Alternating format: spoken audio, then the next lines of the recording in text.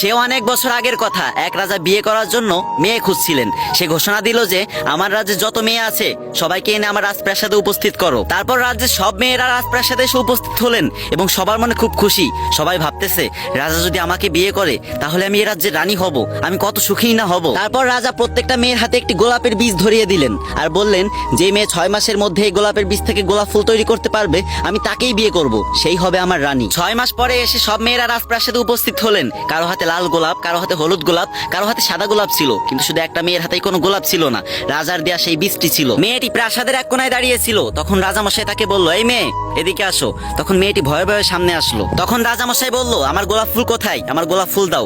তখন মেয়েটি কান্না করতে লাগলো এবং মাথা নিচু করে বলল, রাজামশাই আমি অনেক চেষ্টা করেছি কিন্তু আপনার এই বীজ থেকে আমি গোলাপ ফুল উৎপাদন করতে পারিনি, আমাকে আপনি শাস্তি দিয়েন না, আমাকে আপনি মাফ করে দেন। তখন রাজামশাই সিংহাসন থেকে নেমে মেয়েটার সামনে আসলো আর বলল, তুমি একমাত্র আমার রানী হওয়ার যোগ্যতা রাখো, কারণ আমি যে বীজগুলো দিয়েছিলাম সেই বীজগুলো সিদ্ধ বীজ ছিল, সেই বীজ থেকে তো কখনো গাছই তৈরি হবে না, আর ফুল কিভাবে তৈরি হবে। সব মেয়েরাই রানী হওয়ার লোভে আমাকে মিথ্যা কথা বলেছে, কিন্তু এক নামে সততা দেখে আমি মুগ্ধ হয়েছি, তাই আজকে থেকে এ আমার রানী। তারপর রাজা সেই গরিব মেয়েকেই বিয়ে করলেন। এই গল্পের শিক্ষণীয় বিষয় হচ্ছে এটাই, সত্যের জয় সব সময় সুনিশ্চিত।